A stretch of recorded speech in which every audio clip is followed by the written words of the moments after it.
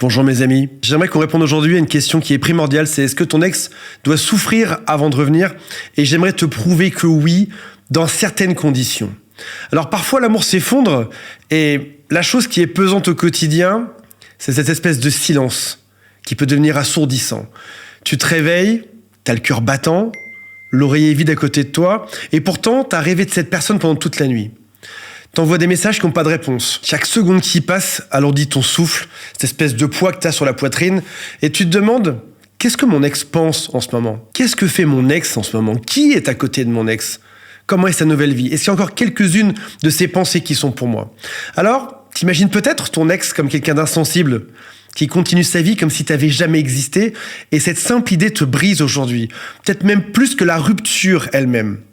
Mais voici une vérité aujourd'hui que personne n'ose te dire. Un ex ne revient pas par amour, mais revient par manque. Et ce manque, il ne le ressentira que lorsqu'il souffrira de ton absence, ou lorsque elle ressentira ton absence. Alors est-ce qu'il faut pousser un peu le destin pour que ton ex souffre un peu plus? Est-ce qu'il faut laisser faire? Accroche-toi bien parce que ce qu'on va voir aujourd'hui, ça risque de changer ta vie. Mais avant ça, je te parle de ceci. Petit aparté dans la vidéo, pour celles et ceux qui se demandent s'il y a une chance de récupérer leur ex ou si c'est peine perdue. Mon équipe et moi-même avons réalisé un test qui s'appelle « Avez-vous une chance de récupérer votre ex ?» Faites ce test en moins de 60 secondes et vous saurez exactement où vous en êtes. Et surtout, quelles sont vos chances de récupérer cette personne. Cliquez sur le lien dans la description et commencez dès maintenant. J'aimerais qu'on commence par parler de la psychologie du manque aujourd'hui. Il y a cette fameuse théorie dont tu as sûrement beaucoup entendu parler qui s'appelle la théorie de l'attachement. Une séparation active des mécanismes de stress similaires à un manque d'addiction. Ce manque, c'est celui que tu as aujourd'hui. Comme un addict serait en quête de sa dose du jour pour survivre, comme un alcoolique chercherait sa bouteille, tu as besoin de l'autre pour vivre. L'autre devient ta nécessité. Une autre étude de 2010 explique que, selon Helen Fisher, en neurobiologie, l'amour montre que les ruptures amoureuses activent les mêmes zones cérébrales que celles du manque et de la drogue. Socrate, si on parle de philosophie maintenant, dit « On ne désire que ce que l'on n'a pas ». Si ton ex ne ressent aucune douleur après la rupture, alors il n'a aucune raison de revenir. Malheureusement, quand on se fait quitter dans une relation amoureuse, la souffrance, on l'a. On a perdu la personne qu'on aimait. Mais l'autre n'a pas cette même souffrance. Pour information, c'est souvent l'autre qui a décidé de partir. Et pire que ça, on court après lui, on court après elle. On est en train de supplier cette personne de revenir. Ça signifie qu'il n'y a pas de manque chez l'autre, qu'il n'y a pas de souffrance. Alors, mettons-nous bien d'accord sur la compréhension de ceci. Si jamais on se quitte pendant quelques jours, parce qu'on a fait une erreur, une bêtise, il est tout à fait normal d'aller s'excuser auprès de l'autre. Si maintenant, on supplie depuis des jours, depuis des semaines, à ce que l'autre revienne, on est en train de repousser l'autre, car il ne ressent pas le manque, il ne ressent pas la souffrance de cette séparation. Il y a ce dicton qui dit « les ex reviennent au moment où on a tourné la page ». C'est parce que à ce moment, on part sur autre chose, on crée enfin du manque, notre ex revient. Alors pourquoi est-ce que la souffrance peut jouer un rôle? Je vais vous citer deux théories, la première est assez ancienne, 1957.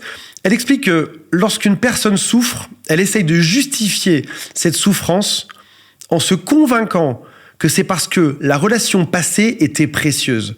Je souffre aujourd'hui parce que c'était bien avant, parce qu'on doit être ensemble à nouveau aujourd'hui. Une autre étude dit que plus on est investi émotionnellement dans la relation, plus la rupture sera dure. Et encore une fois, celui qui est parti aujourd'hui s'est détaché émotionnellement. Et c'est donc toi, en mettant tous ces efforts, qui continue de t'attacher à cette relation et qui souffre de plus en plus. Nietzsche disait que ce qui ne nous tue pas nous rend plus forts. La souffrance est l'un des moteurs essentiels à la transformation. La plupart des gens qui vont voir des psychologues sont des gens en souffrance. La plupart des gens qui vont voir des coachs sont des gens en souffrance. Je ne dis même pas que c'est une bonne chose, ni une mauvaise chose. Je dis juste que j'observe que la plupart des gens commencent à changer au moment où ils se prennent un mur, au moment où ça va pas. L'être humain est ainsi câblé pour ne se transformer qu'au moment où il souffre.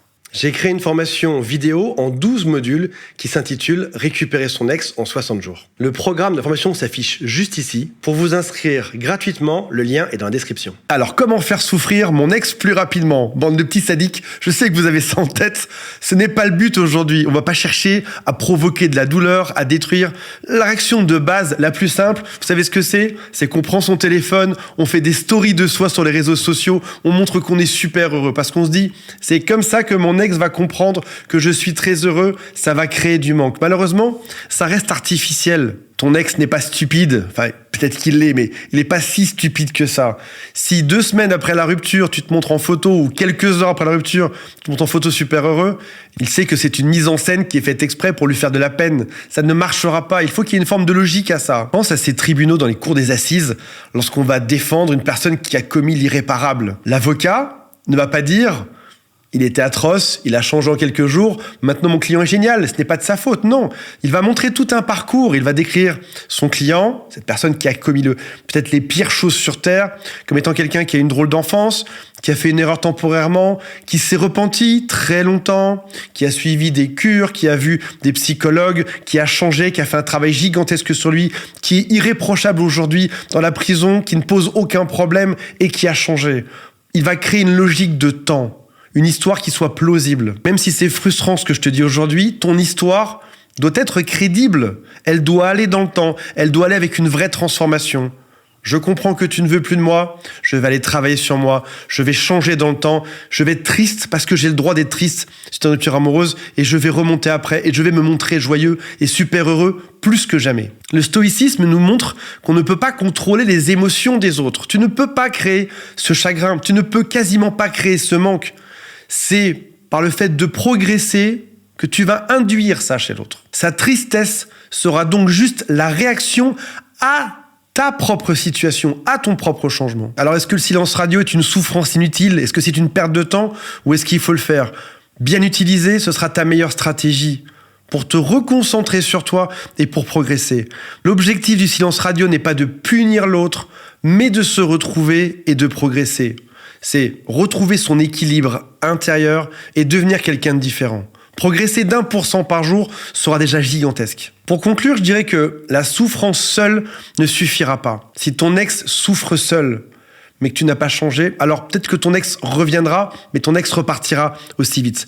Ce qui va faire revenir ton ex et vous remettre ensemble de manière durable, ce sera d'avoir chacun évolué et de vous être retrouvés. Si vous envisagez de récupérer votre ex et que vous avez besoin de soutien, sachez que depuis 10 ans, je travaille avec des coachs et des psychologues pour accompagner les VIP chez jerécupèremonex.com. Nous ne proposons pas une solution miracle, mais un travail sérieux qui est d'ailleurs noté 4,5 sur 5 sur Trustpilot. Pour en savoir plus, prenez rendez-vous gratuitement avec l'un des membres de notre équipe. Aristote parlait de la cause finale.